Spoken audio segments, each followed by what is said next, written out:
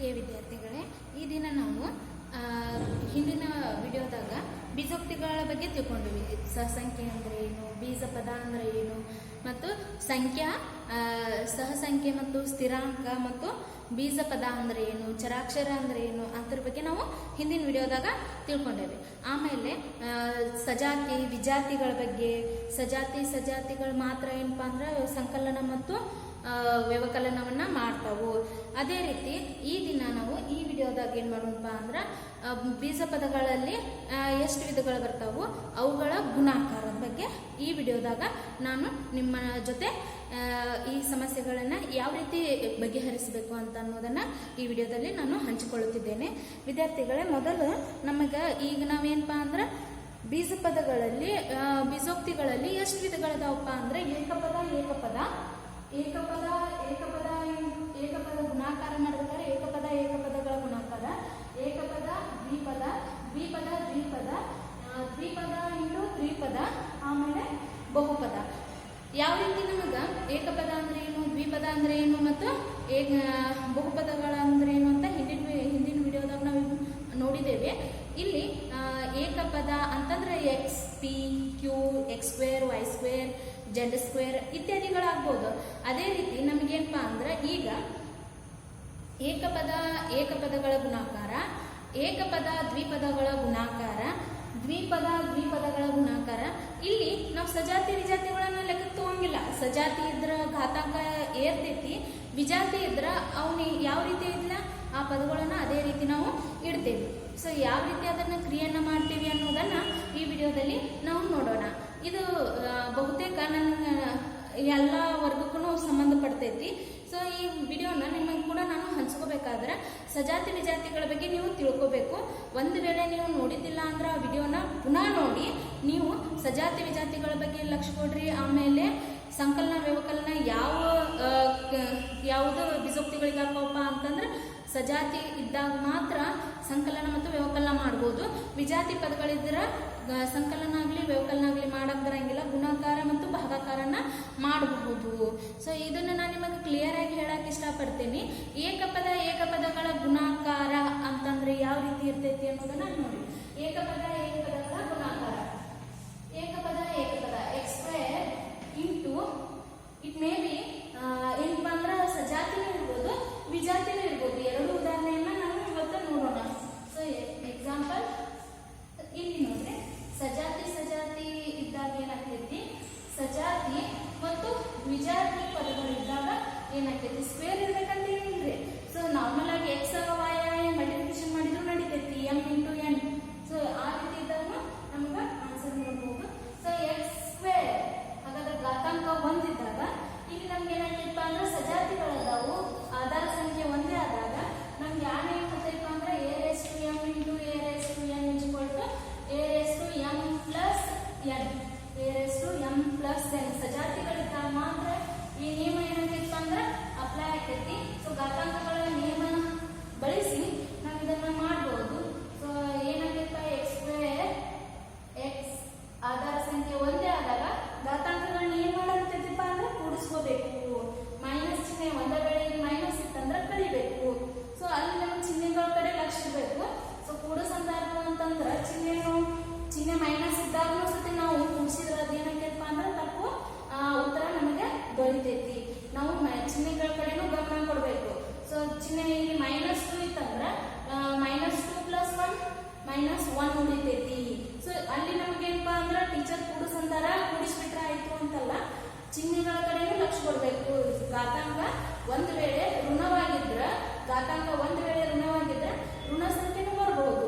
So ಅಲ್ಲಿ ಕೂಡಿಸ್ರಿ ಅಂತಂದ್ರೆ ಬರೀ -2 + 1 3 ಅಂತಂತ ಅನ್ಬಾರ್ದು. ಓಕೆನಾ? ಸೊ ಘಾತಾಂಕಗಳ ಕಡೆ ಲಕ್ಷ್ಯ ಕೊಡ್ರಿ. ಇಲ್ಲಿ ನಿಯಮ ಏನ್ ಹೇಳ್ತೈತಪ್ಪ ಅಂದ್ರೆ ಘಾತಾಂಕಗಳನ್ನ ಕೂಡಿಸ್ರಿ ಅಂತ ನಿಯಮ ಹೇಳ್ತೈತಿ, ಆದ್ರೆ ಚಿಹ್ನೆಗಳ ಕಡೆ ನಮಗೆ ಗಮನ ಇರಬೇಕು. ಚಿಹ್ನೆಗಳು ಸಜಾತಿ ಚಿಹ್ನೆಗಳಾಗಿದ್ರೆ ತಾವ ಏನಪ್ಪಾ ಅಂದ್ರೆ -2 - 1 ಇತ್ತಂದ್ರ -2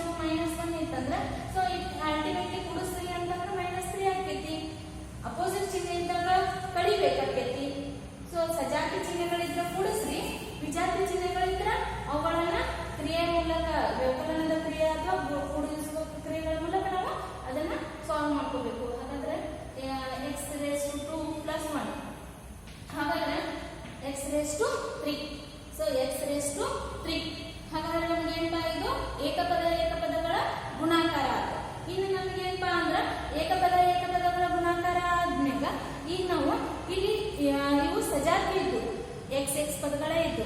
ಇಲ್ಲಿ ವಿಜಾತಿ ಪದಗಳಿದ್ದಾಗ ನಾವು ಏನು ಮಾಡುವ ಹಾಗಿಲ್ಲ, ಅಲ್ಲಿ x square y square. So as usual ಅದು ಹೆಂಗಿರಲಿಲ್ಲ ಹಂಗ ಬರಿಬೇಕು. ಸೊ 2 ಈಗ ನೋಡ್ರಿ ಏಕಪದ ಅಂತಂದ್ರೆ ನಿಮಗೆ ಏನು ಅನಿಸ್ತೈತಿ, ಒಂದೊಂದು ಪದ ಬರ್ಕೊಂಡಾರು ಟೀಚರ್ ಅಂತಂದ್ರೆ ಇಲ್ಲ. ಸೊ ಇಲ್ಲಿ 3xy ಇಂಟು 6mn. ಹಾಗಾದ್ರೆ ಇಲ್ಲಿ ನಮಗೆ ಏನಪ್ಪಾ ಅಂದ್ರೆ ಬೇರೆ ಬೇರೆ ಪದಗಳದಾವ. ಮತ್ತೆ ಟೀಚರ್ 3 ಬರ್ದಿರಿ, ಇದು ದ್ವಿಪದ ತ್ರಿಪದ ಅಲ್ರಿ.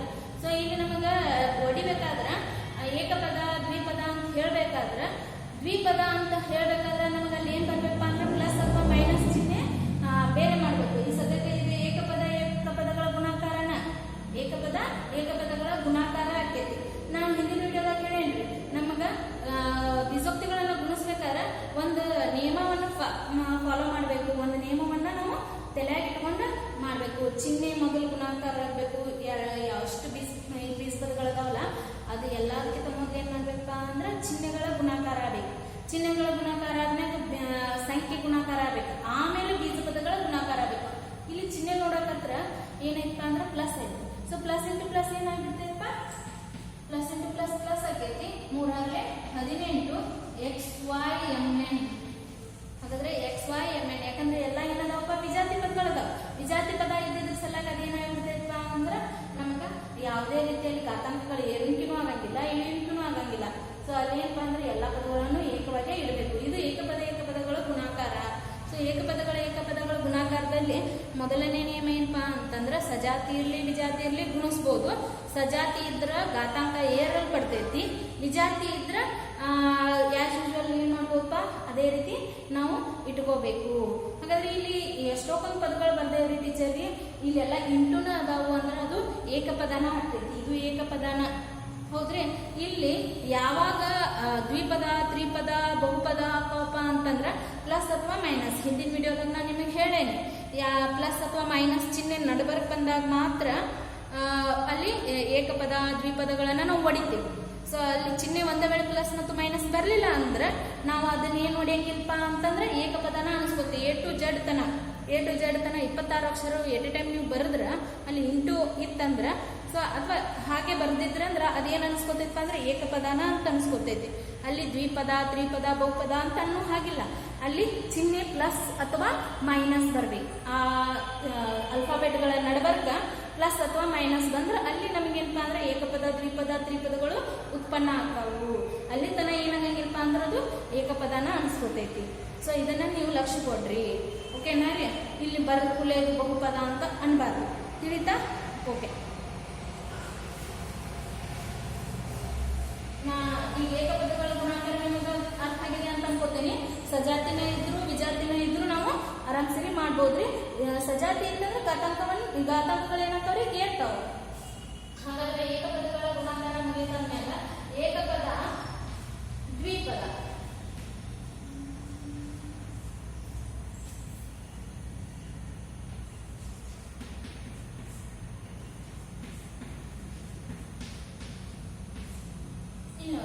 ನಾನು ಈಗಾಗಲೇ ಹೇಳಿದ್ನಿ. ಏಕಪದ ದ್ವಿಪದಗಳ ಗುಣಾಕಾರ, ಏಕಪದ ದ್ವಿಪದಗಳ ಗುಣಾಕಾರ. ಟೀಚರ್ ಅಂದ್ರೆ ಎಕ್ಸ್ ಬರೆದ್ರ ಏಕಪದ ಅಲ್ರಿ. 2xy 2mn pqrs. ಎಷ್ಟೋ ಬಂದಿದ್ರು ಅದೇನಾಗಿರ್ತೈತಪ್ಪ ಅಂತಂದ್ರ ಎಲ್ಲ ಏಕಪದನ ಅಂತ ಅನಿಸ್ಕೋತೈತಿ. ಸೊ ಈಗೇನಪ್ಪ ನೀವು ಏನ್ ಮಾಡ್ಬೇಕು ಅಂತಂದ್ರ ಗುಣಾಕಾರದ ಏಕಪದವಾಗಿನ ನಾವು ಇಲ್ಲಿ ನೋಡ್ಕೋಬೇಕು. ಫಸ್ಟ್ ಏನ್ ಗುಣಿಸ್ಕೋಬೇಕಪ್ಪ ಅಂದ್ರೆ ಚಿಹ್ನೆ ಗುಣಿಸ್ಕೋಬೇಕು. ಚಿಹ್ನೆ ಆದ್ಮೇಲೆ ಸಂಖ್ಯೆ ಗುಣಿಸ್ಕೋಬೇಕು. ಸಂಖ್ಯೆ ಆದ್ಮೇಲೆ ಬೀಜಪದ. ಈ ನಿಯಮವನ್ನು ನೀವು ಗುಣಾಕಾರ ಮಾಡಕತ್ತಾಗ ಫಾಲೋ ಮಾಡ್ಲೇಬೇಕು. ಅಂದ್ರೆ ನಮ್ಗೆ ಏನಪ್ಪ ಅಂದ್ರೆ ಆನ್ಸರ್ ಎಲ್ಲೂ ತಪ್ಪಂಗಿಲ್ಲ. ನೀವು ಫಸ್ಟ್ ಏನ್ ಮಾಡ್ಬೇಕ್ರಿ, ಚಿಹ್ನೆ ಗುಣಾಕಾರ ಮಾಡ್ಬೇಕು. ಚಿಹ್ನೆ ಆದ್ಮ್ಯಾಗ ಸಂಖ್ಯೆ ಗುಣಾಕಾರ ಮಾಡ್ಬೇಕು. ಸಂಖ್ಯೆ ಆದ್ಮ್ಯಾಗ ಬೀಜಪದ. ಇದು ನಿಯಮ ರೀ. ಈ ನಿಯಮ ನೀವು ಫಾಲೋ ಮಾಡಿದ್ರೆ ಅದರ ಗುಣಾಕಾರದಾಗ ನಿಮ್ಮ ಉತ್ತರ ಯಾವತ್ತೂ ತಪ್ಪು ಬರಕ ಚಾನ್ಸ ಇಲ್ಲ. ಸೊ ಈ ನಿಯಮವನ್ನು ಇಟ್ಕೊಂಡು ನೀವು ಯಾವುದೇ ಬೀಜೋಕ್ತಿಗಳ ಗುಣಾಕಾರನ ಮಾಡ್ರಿ, ಓಕೆನಾ ರೀ. ಸೊ ಇಲ್ಲಿ ನಮ್ಗೆ ಏನಪ್ಪಾ ಅಂದ್ರೆ ಈಗ ಏಕಪದ ದ್ವಿಪದ. ಸೊ ದ್ವಿಪದ ಸೊ ಇವೆರಡು ಏನಪ್ಪ ದ್ವಿಪದ. ನಾನು ನಿಮ್ಗೆ ಈಗಾಗಲೇ ಹೇಳೇನಿ, ದ್ವಿಪದ ಅನ್ಬೇಕು ತ್ರಿಪದ ಅನ್ಬೇಕು ಅಂದ್ರೆ ನಡ್ಬರಕ ಚಿಹ್ನೆ ಏನ್ ಬರ್ಬೇಕು, ಬೀಜ ಪದಗಳಲ್ಲಿ ಪ್ಲಸ್ ಅಥವಾ ಮೈನಸ್ ಬರ್ಬೇಕು. ಅಂದಾಗ ಮಾತ್ರ ಅದೇನಾಗಿರ್ತೈತಿ ನಮ್ಗ ಏಕಪದ ದ್ವಿಪದ ಅಂತ ನೋಡ್ಕೋತೇವೆ. ಈಗ ನೋಡ್ರಿ 2x ಇವಂಗೂ ಸಂಬಂಧ ಇರ್ತಾನ, ಇವಂಗೂ ಸಂಬಂಧ ಇರ್ತಾನ. ಸೊ ವಿಭಾಜಕ ನಿಯಮವನ್ನು ನಾವು ಇಲ್ಲಿ ಅಪ್ಲೈ ಮಾಡ್ತೇವೆ. ವಿಭಾಜಕ ನಿಯಮ ಏನ್ ಹೇಳ್ತೈತಪ್ಪ ಅಂದ್ರ a bracket b plus c is equal to ab plus ac.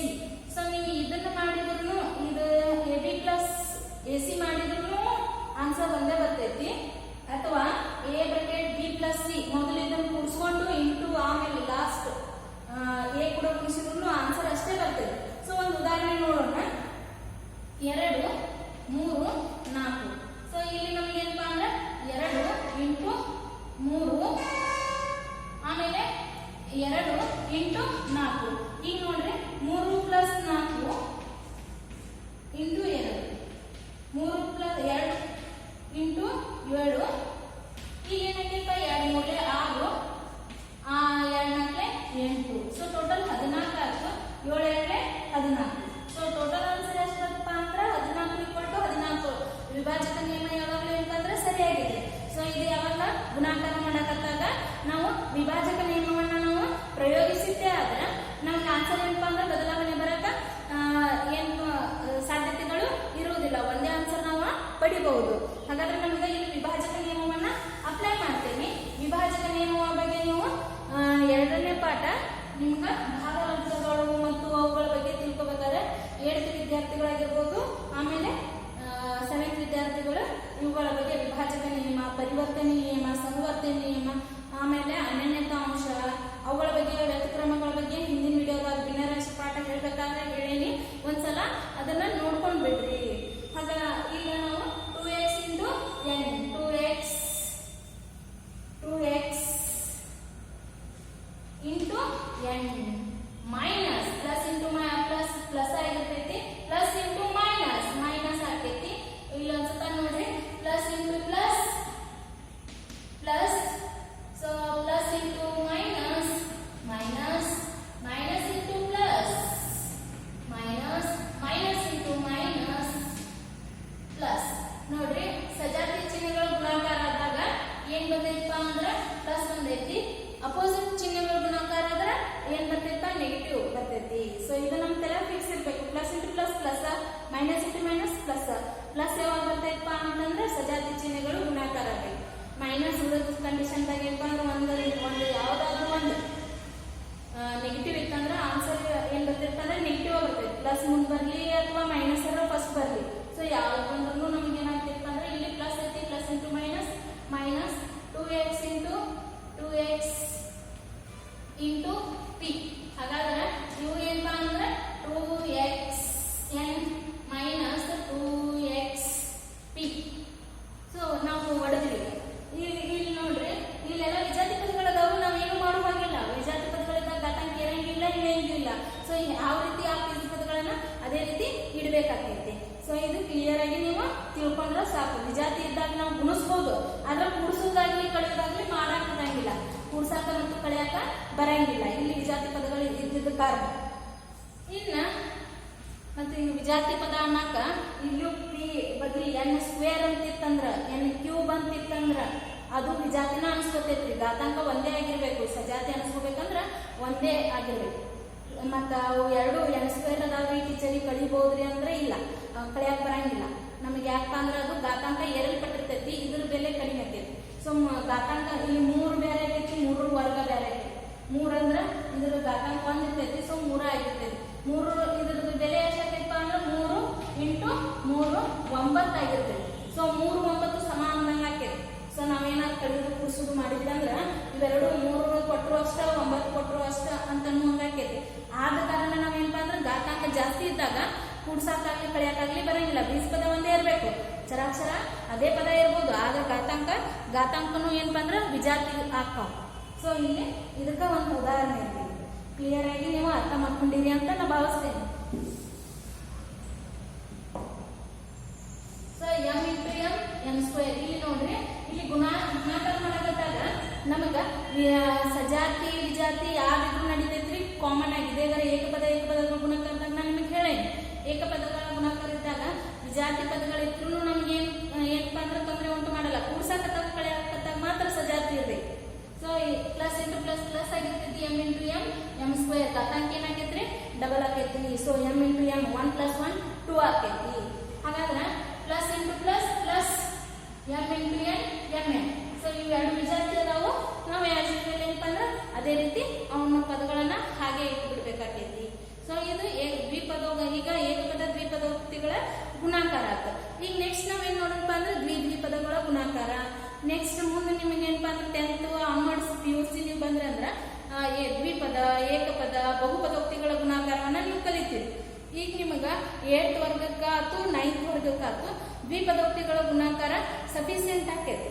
So ಬಹುಪದೋಕ್ತಿಗಳ ಗುಣಾಕಾರನ ನಾವು ನಾರ್ಮಲ್ ಆಗಿ ಏಕಪದ ಯಾವ ರೀತಿ ನೀವು ಒಂದೊಂದು ಸಿಂಗಲ್ ಆಗಿ ಕೊಡ್ಕೋತೀವಲ್ಲ ಆ ರೀತಿ ನಾವು ಮಾಡಿದ್ರೆ ನಮಗ ಈ ಗುಣಾಕಾರಗಳ ಸುಲಭವಾಗಿ ಬಂದ್ಬಿಡ್ತಾವ. ಈಗ ನಮಗ ಇದು ಅರ್ಥ ಆಗಿದೆ ಅಂತ ಅನ್ಕೋತೀನಿ. ಈಗ ದ್ವಿಪದಗಳ ಗುಣಾಕಾರ, ದ್ವಿಪದೋಕ್ತಿಗಳ ಗುಣಾಕಾರ. ಹಾಗಾದ್ರೆ ಈಗ ನಮಗಿಲ್ಲಿ x + a x + b ಇದು ವಿಜಾತಿ ಪದಗಳದಾವು. ಇನ್ನೊಂದು ಎಕ್ಸಾಂಪಲ್ ನೋಡೋಣ. ಈ ಎಕ್ಸಾಂಪಲ್ ಏನ್ ನೋಡೋಣಪ್ಪ ಅಂದ್ರೆ a + b into bracket a - b. ಇಲ್ಲಿ ಚಿಹ್ನೆಗಳು ಬದಲಾವಣೆ ಆಗ್ತಾವು. ಸೊ ಒಂದು ಉದಾಹರಣೆಗಳ ರೂಪ ನಾನು ತಗೋತೀನಿ. ನೀವು ಬೇಕಂದ್ರೆ ಏನಪ್ಪ ಅಂದ್ರೆ 2 ಪ್ಲಸ್ ಇದ್ದಾಗ, 2 ಮೈನಸ್ ಇದ್ದಾಗ, ಆಮೇಲೆ ಇಲ್ಲಿ ಪ್ಲಸ್ ಇದ್ದಾಗ, ಮೈನಸ್ ಇದ್ದಾಗ ಚಿಹ್ನೆಗಳ ಕಡೆ ಗಮನ ಕೊಡ್ಬೇಕು. ಚಿಹ್ನೆಗಳ ಗುಣಾಕಾರ ಮಾಡಬೇಕು. ಫಸ್ಟ್ ಏನಪ್ಪ ಚಿಹ್ನೆಗಳ ಗುಣಾಕಾರ, ಆಮೇಲೆ ಸಂಖ್ಯೆ, ಆಮೇಲೆ ಬೀಜಪದ. ಸೊ ಇದು ನೀವು ಕ್ಲಿಯರ್ ಆಗಿ ನೀವು ಅರ್ಥ ಮಾಡ್ಕೊಳ್ಳಿ. ಸೊ x ಇಂಟು ಎಕ್ಸ್ ನಾನು ನೇರವಾಗಿ ಗುಣಾಕಾರ ಮಾಡ್ಕೋತಾ ಹೋಗ್ತೀನಿ. ನಿಮಗೆ ಏಕಪದೋಕ್ತಿಗಳ ಗುಣಾಕಾರ ತಿಳಿದಿದ್ರೆ ನೀವು ಏನಪ್ಪ ಅಂದ್ರೆ ನೇರವಾಗಿ ಬಿಡಿಸ್ಬಹುದು. ಈಗ ನಮಗ ಈ ಬ್ರಾಕೆಟ್ ಒಂದು ಏನಪ್ಪ ಅಂದ್ರೆ ಯಾವ್ದಾದ್ರು ಒಂದು ಬ್ರಾಕೆಟ್ ಅನ್ನ ಒಡ್ಕೋಬೇಕು. ಈ ಪದಗಳನ್ನ ಒಂದು ಬ್ರಾಕೆಟ್ ಇದಕ್ಕೂ ಸಂಬಂಧ ಇರ್ತೈತಿ, ಈ ಪದಕ್ಕೂ ಎರಡು ಪದಕ್ಕೂ ಈ ಬ್ರಾಕೆಟ್ ಸಂಬಂಧ ಇರ್ತೈತಿ. ಸೊ ನಾವು ಒಂದೊಂದರಾಗಿ ತಗೋಣ. ಏಕಪದೋಕ್ತಿಗಳ ಈ ಗುಣಾಕಾರ ಮಾಡೋದು ಏಕ ಮತ್ತು ದ್ವಿಪದೋಕ್ತಿಗಳ ಗುಣಾಕಾರ. ಫಸ್ಟ್ ಸ್ಟೆಪ್ ಏನ್ ಮಾಡ್ತೇನಪ್ಪ ಅಂದ್ರೆ ದ್ವಿಪದೋಕ್ತಿಗಳ ಗುಣಾಕಾರ. ಈಗ ನಾವೇನಪ್ಪ ಅಂದ್ರೆ ದ್ವಿಪದೋಕ್ತಿಗಳ ಗುಣಾಕಾರ ಮಾಡಕತ್ತೇವೆ ಆದ್ಮ್ಯಾಗ ಫಸ್ಟ್ ಏನ್ ನೋಡಪ್ಪ, ಒಂದು ಬ್ರಾಕೆಟ್ ಅನ್ನ ಹಾಗೆ ಇಟ್ಕೊಂಡು ಇನ್ನೊಂದು ಬ್ರಾಕೆಟ್ ಅನ್ನ ಒಡೆಯೋಣ. ಒಡದ್ಮ್ಯಾಗ ಏಕಪದ ಮತ್ತು ದ್ವಿಪದೋಕ್ತಿಗಳ ಗುಣಾಕಾರ ಇದೇ ತರ ಮಾಡಿದ್ರಲ್ಲ ಅದೇ ರೀತಿ ನಾವು ಮಾಡಬಹುದು. ಇನ್ನ ಏಕಪದ ಮತ್ತು ದ್ವಿಪದೋಕ್ತಿಗಳ ಗುಣಾಕಾರ ಮಾಡಿದ ನಂತರ ಏಕಪದಗಳ ಗುಣಾಕಾರ ನಮಗ ಬರ್ತೈತಿ. ಓಕೆನಾ?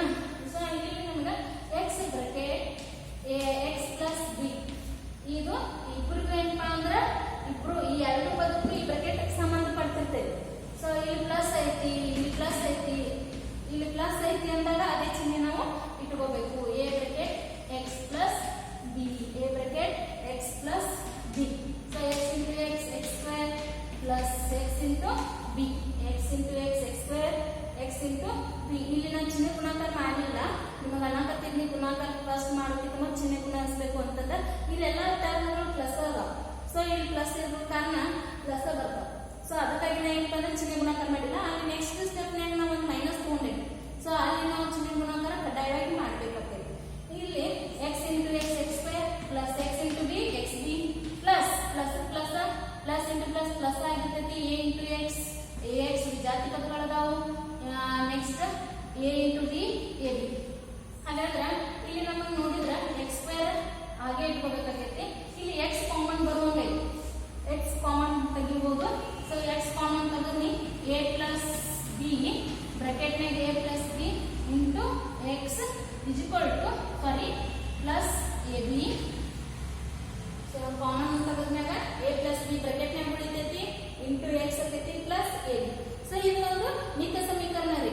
ನಿತ್ಯ ಸಮೀಕರಣದ ಒಂದು ರೂಪ. ಹಾಗಾದ್ರೆ x + a bracket x + b ಇದ್ದಾಗ ನಮ್ಮ ಆನ್ಸರ್ ಏನ್ ಬರ್ತೈತಪ್ಪ ಅಂದ್ರೆ x² bracket x² plus a + b bracket complete x into x plus a. So ಇದು ನಿತ್ಯ ಸಮೀಕರಣದ ಒಂದು ರೂಪ. ಹಾಗಾದ್ರೆ ನಾವು ಈಗ ನೆಕ್ಸ್ಟ್ ಏನಪ್ಪ ಅಂದ್ರೆ ಇದು ಒಂದು ಏನಪ್ಪ ಅಂದ್ರೆ ನಿತ್ಯ ಸಮೀಕರಣ ರೀ. ಅತಿ ಯೂಸ್ ಆಗುವಂಥದ್ದು, ಬಹಳಷ್ಟು ಬಾರಿ ನಿಮಗೆ ಉಪಯೋಗಕ್ಕೆ ಬರುವಂತ ಒಂದು ನಿತ್ಯ ಸಮೀಕರಣ. ದ್ವಿಪದೋಕ್ತಿಗಳ ಗುಣಾಕಾರ, ದ್ವಿಪದೋಕ್ತಿಗಳ ಗುಣಾಕಾರ ಎಲ್ಲ ತಿಳ್ಕೊಂಡಿದ್ದು. ಈಗ ನಮ್ಗೆ ಆಗಾಗ ಹೇಳಿದಂಗ ಈ ಒಂದು ಬ್ರಾಕೆಟ್ ಏನಪ್ಪ ಅಂದ್ರೆ ಹಾಗೆ ಇಟ್ಕೋಬೇಕು, ಇನ್ನೊಂದು ಬ್ರಾಕೆಟ್ ಅನ್ನ ಒಡ್ಕೋಬೇಕು. a - b plus B bracket A minus B.